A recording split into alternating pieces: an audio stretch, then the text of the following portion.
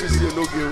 Tẹ́ bá fẹ́ mọ̀ nípa àṣà Yorùbá, tẹ́ bá fẹ́ mọ̀ nípa àwọn òṣèré, tẹ́ bá fẹ́ mọ̀ nípa aṣọ oge pátí, ẹ wo Bisi Ologe. Ẹ mọ̀ kí mi ní púrọ́bù bẹ́ẹ̀ ló ṣe wà. Ẹ gbà bẹ́ẹ̀.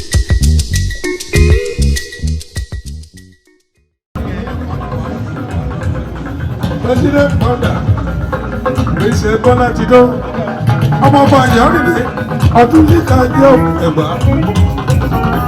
Bọ́lá ti tó, Bọ́lá ti tó, Bọ́lá ti tó, Bọ́lá ti tó, Bọ́lá ti tó, Bọ́lá ti tó, Bọ́lá ti tó. Ọmọ ọba ìyáwó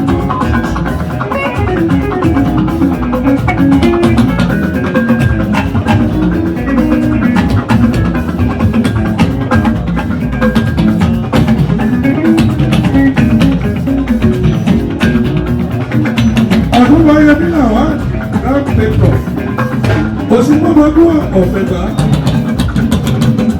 ọmọkùnrin ọmọkùnrin ọmọkùnrin àwọn ọmọ àyà mi kẹ́mi ọ̀gbá láti tó.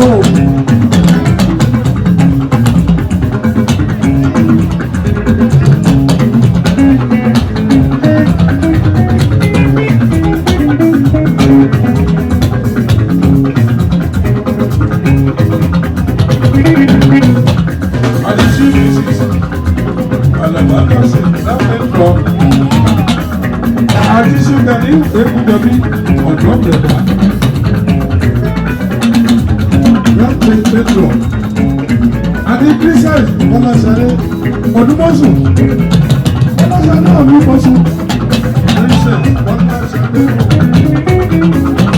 Egba.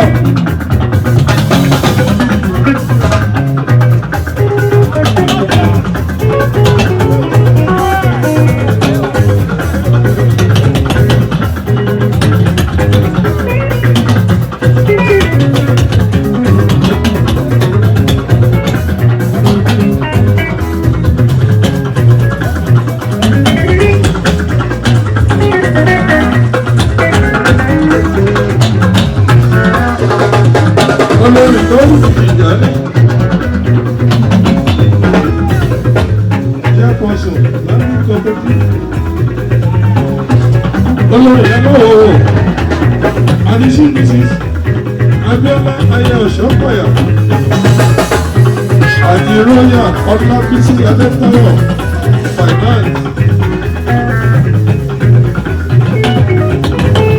Adiroya Alimakosu. Adisi Bisi Principal Onitala. Royal Kudirat Odede. Adiroya Ayọ̀dọ̀ Oṣùpọ̀ ọba mẹ́wàá. Oṣùpọ̀ ni ọba mẹ́wàá. Adiroya Adétóyè Olúbùnmi.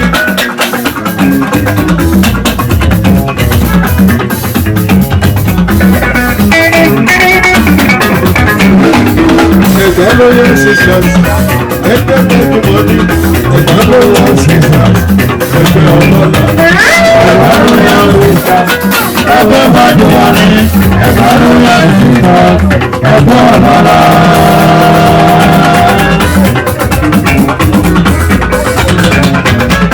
Lábẹ́ president of Ghana,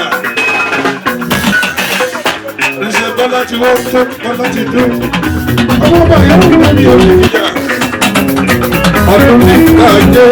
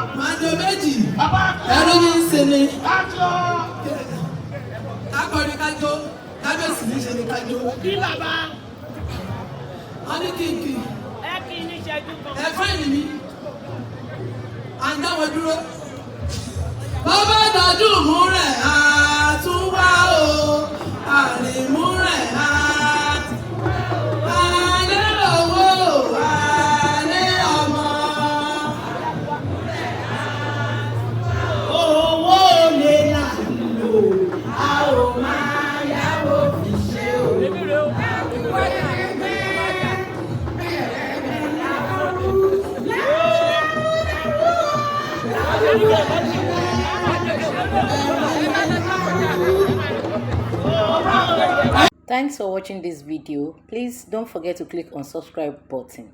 Kindly comment and share. We drop new videos daily. Thank you. God bless you.